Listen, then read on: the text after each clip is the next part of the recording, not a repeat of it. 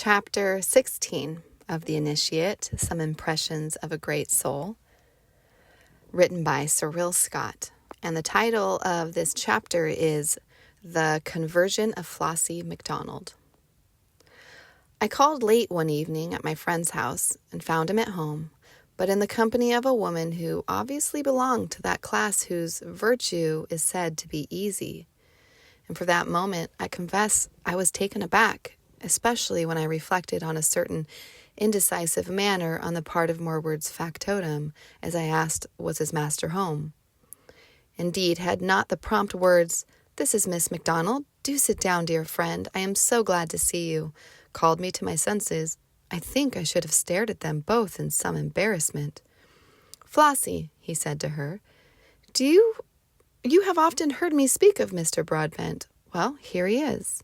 She smiled at me a little shyly, then turned an obviously loving gaze on Morward.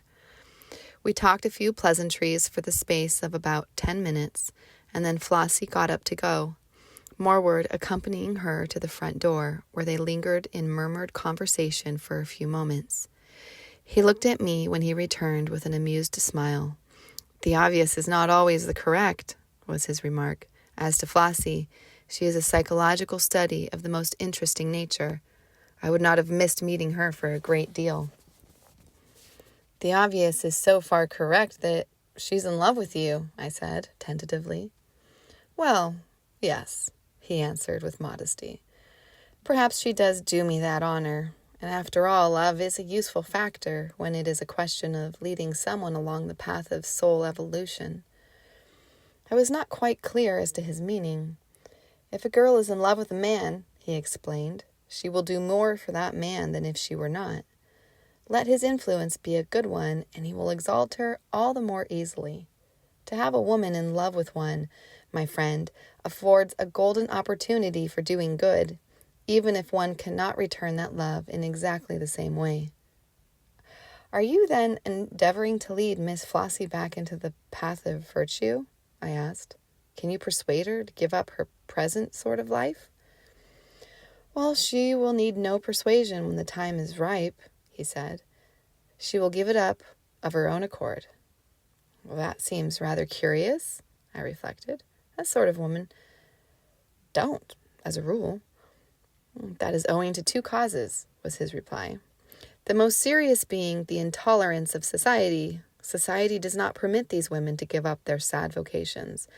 Once a girl goes wrong by regarding her as a pariah, it puts the most effective stop to her ever coming right again. Apart from being childish in itself, lack of forgiveness is often the worst policy. To cure an evil, one must forgive it, and that society fails to forgive a so-called fallen woman, it leaves her no choice between starvation and the streets." "And the other cause?" I asked. "The other cause is much rarer, though more obvious, namely disinclination for chastity." "And Flossie?" "Well, Flossie comes into the latter category," he said, smiling indulgently. "And yet, all the same, she has a fine soul, and she has loved much." I became keenly interested and asked him to tell me about her, and in that way he was setting about his conversion. And it turned out that Flossie's nature was such that she kept a widowed aunt and some young cousins on her earnings. She also tried to exercise a good influence on her clients, strange though it may sound, persuading them with a certain gentle, womanly oratory to give up excessive drinking in some cases, and to be less brutal in others, and so on and so forth. In short, realizing her vocation was, relatively speaking, an evil one, she endeavored to put as much good into it as she was able, and according to Morward, she succeeded. "Flossie," he remarked, after relating the foregoing to me, "she is a splendid example of that rare principle of utilizing one's vices in order to acquire virtues. If more people realized the excellence of that principle, they would not waste so much useless energy and remorse over weaknesses they find difficulty in being rid of. On the contrary, they would bring so many virtues into the area of their particular vice that finally the vice would be ousted altogether." That is why I said Flossie would need no persuasion to give up her unpleasant vocation.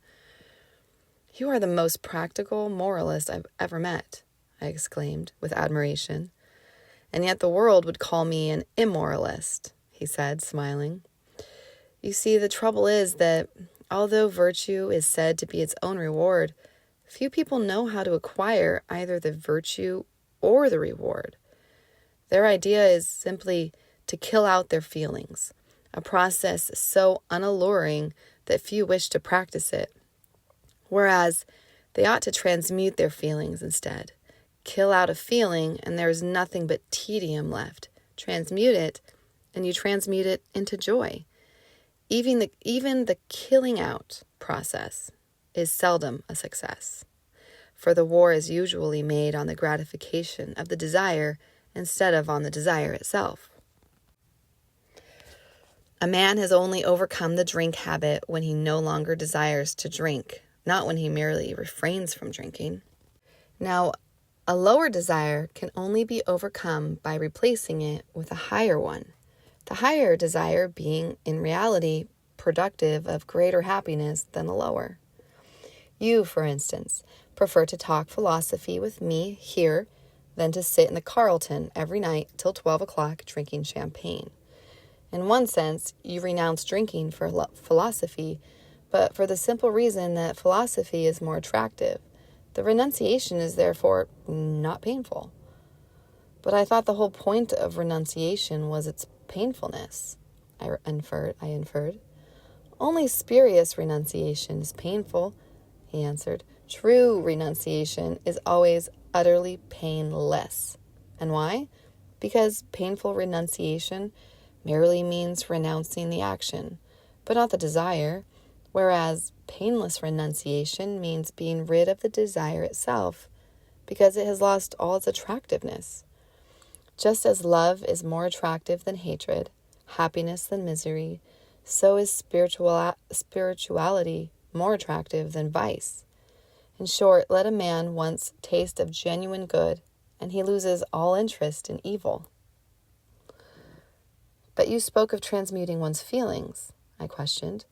But you can't transmute drinking. He laughed.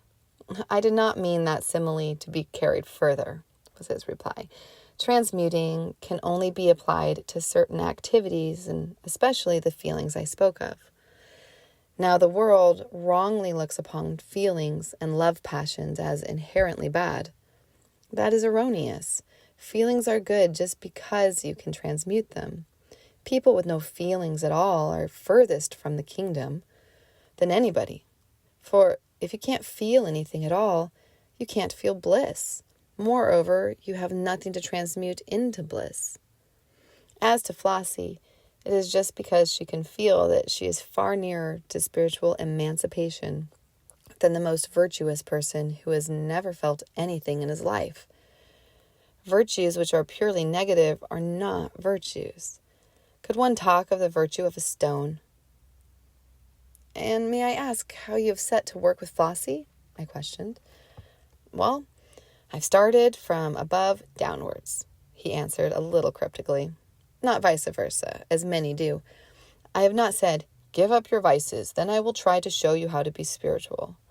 I have tried to show her how to be spiritual so that her vices might drop away from her of their own accord. But the short story of Flossie's emancipation is best told as I got it later on from Flossie herself. When I decided to write this book, I approached her, and the following is what she related, for Morwood had already left London. Flossie MacDonald, although of quite humble origin, had an inherent touch of refinement, which showed itself both in her manners and speech.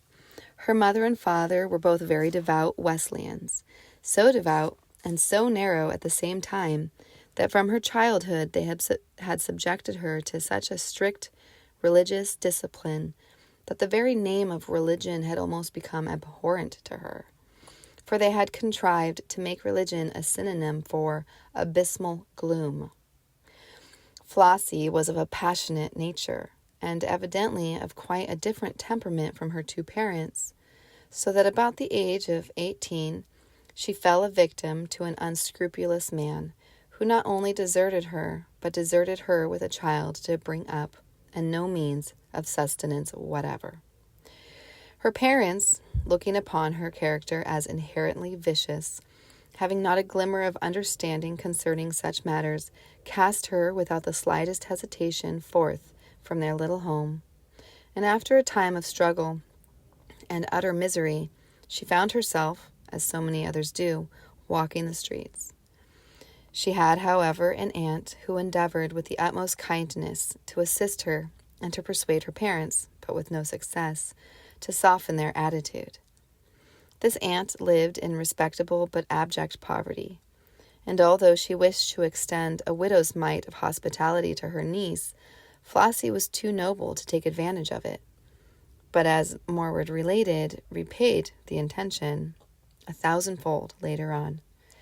It seemed that after her period of great misery, a certain amount of good luck, if there is such a thing, drifted her way, and it was during this particular time that she and Morwood came together one late summer evening. "Oh, I remember it all so well," she told me. "I was just near the Marble Arch at the time, and I saw him coming along, so I had said something to him, and he smiled at me. Ah, what a smile he has! And began to ask me of all sorts of questions about myself and my life. Somehow he was quite different from anybody I had ever come across. He seemed to take such an interest, and then he treated me with as much respect as if I had been a lady. That was the extraordinary part of it. We went into the park at his suggestion, and we sat down there, overlooking the park lane, and then he just talked to me all the time. Such wonderful things he told me that I really began to love him then and there. We must have sat talking for an hour or more. How well I remember it all. And then he asked me where I lived and said he would come home with me for just a little while. Then it all seemed so strange. When we got to my place, he simply sat in a chair opposite to me and went on talking. Always wonderful things, till about 1 o'clock, when he got up to go. Well, you have plenty of lovers, he said. But what you want is a friend. Now men come to you for pleasure, don't they? Well, I have come for pleasure too, but it is of a different sort from theirs. I am a solitary man, and I like a nice friend to talk to and to take an interest in. But you have to live, and with you, like many others, time is money. He put a 10-pound note on the mantelpiece. So one of the great pleasures I shall get out of this is to think that my tired little friend will have a good night's rest. I looked at him so surprised. I couldn't take it, I said. I really couldn't. Then he took one of my hands in his, and he stroked it with his other one, as if he wanted to persuade me. I am very sensitive about some things, he said, and if you won't take it, you will place me in a dreadful position. But I couldn't bring myself to take it, and I told him so. And then he looked so disappointed that I gave in. And after that, he seemed so happy again, I was awfully glad about it. And fancy, he asked me to lunch the next day at his house. Wasn't it wonderful? And oh, he has been so good to me. Why has he gone? She said passionately. And will he ever come back? I told her I hoped he would, to reassure her, and then I asked her to relate some more about it all. Well, I saw a lot of him after that, she went on, and of course I was in love with him, but I don't know whether you understand us creatures. I never wanted anything from him. It would have seemed a sort of sacrilege. I think that's a word, isn't it? I know he never wanted anything from me. Oh, I realize I'm a very passionate girl, but somehow it doesn't go along with that sort of love. If I could just hold his hand or stroke his hair, I was quite happy. It was just heaven to sit close to him and to hear him talk and teach me wonderful things. He's gone now, but he gave me something that nothing can take away. Besides, he helped me to get out of it all and to make me respectable. But I understand, said I, that he never asked you to give it up. That's just a wonderful part of it, she returned. He just taught me things that made me want to give up of my own accord. Oh, don't think me a saint, she hastened to add. I'm not a hypocrite, and I do things for love even now. But I'll never do them for money again. Never. He used to say, love purifies everything as long as you don't go and get people into trouble. Though, of course, if you don't mind about that, it simply means you don't really love them. At least that's what he used to say. But he said that one day, even when one was in love, one didn't want passion anymore. And then he used to tell me about Jesus and the woman of Samaria who had got rid of 5 husbands and who was living with a man who wasn't her husband. He said that Jesus taught her lovely spiritual things, but he never asked her to give up the man she was living with first, because he could tell she loved him, and that made it all right, really. And then he taught me to forgive the man who got me into trouble, because he said it was really silly and like a child to be hating him all the time, and that it did harm to myself. Of course, he said that man had never really loved me, because if he had, he'd surely have put me before his own pleasure. You know what I mean. But then he said that was why I ought to try not hate him all the more, but pity him instead, because one day he would have to pay up for it all. Poor devil. And I tell you, when I gave up hating him, I felt quite different and so happy. And I gave up being angry with Mother and Father as well, and everybody, and it felt just lovely never to feel angry anymore. Somehow it seems so silly to hate people and get one's monkey up about them. Now, what a wonderful man he is. Well, but how did you manage to give up the life? I asked. Haven't you heard? She said with a childlike astonishment. Didn't he ever tell you? I told her I had heard nothing. Why, don't you know he settled 200 pounds a year on me for life before he went away? Oh, he never told me, I said with genuine surprise. Oh, that's just like him, she exclaimed with enthusiasm and yet with a touch of sadness. He went about doing good to everybody, but he never let on. That was him, all over. Tell me some more, I said. I want all I can get for my book. What else did he teach you? She thought for a moment, dreamily looking on the ground. I'm not much good at telling stories, she answered with simplicity, but somehow there are times when I could talk about him all day, and those happy times, and yet they were not always happy. I used to get awfully blue some days. The sort of life I was leading used to get dreadfully on my mind, and I used to ask him whatever would happen to one like me when I was dead. Oh, that was an awful thought to have to live with. And then he would comfort me by telling me there was so much good in me, that in the end, the other wouldn't count much. Besides, he says, there are much worse things than doing what I did, which a lot of people don't seem to think bad at all. He used to say a man who could prostitute his talents, those were his exact words, to get a lot of money just for himself was far worse than I was. Because, he said, your mind was a far more sacred thing than your body, and your talents still more sacred than your mind even. But there were thousands of people doing this, and nobody thought a thing about it. How comforted I used to feel, especially when he just used to smile and say, Don't you worry, my child. You'll get out of this sort of life you're leading almost as easy as a butterfly gets out of its cocoon. And fancy, he was quite right. And one day I felt I would rather live in a garret and sew all day than go on with it, in spite of its good dinners and music halls and plenty of fun. Yes, I gave it up, even when I was having a run of good luck, because I had caught sight of another sort of life, in my imagination, which seems to me so much happier and better, just lovely, in fact. And what did you do then? I asked. Well, I just thought of my aunt and the kids, and I hung on a bit longer for their sakes. That's how it was. She paused for a minute, and then added sadly, It was an awful day, the day he told me he would soon have to leave London and go far away. And oh, Mr. Broadbent, how I dreaded having to say goodbye. I've never been able to say goodbye to people. It nearly breaks my heart, and him, of all others. All the same, he used to comfort me wonderfully and tell me even if his body was at the other end of nowhere, he could still come to me and see me whenever he wanted, although I might not be able to see him. And then when he went, what did he do? Why, he didn't just say goodbye to spare me, but wrote me the loveliest letter instead and sent me a beautiful gold cross to wear always. Of course, I cried dreadfully much, but not half so much as if he had come himself to give me a last kiss. But the wonderful part was 2 hours after, I got the letter from the lawyers to tell me I was to have the 200 a year. And does he write to you now? I asked. Oh, yes, he writes sometimes.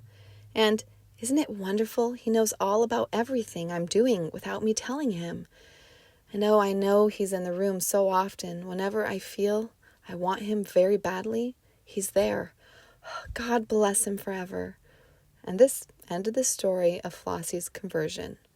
A conversion achieved in such a generous and original way.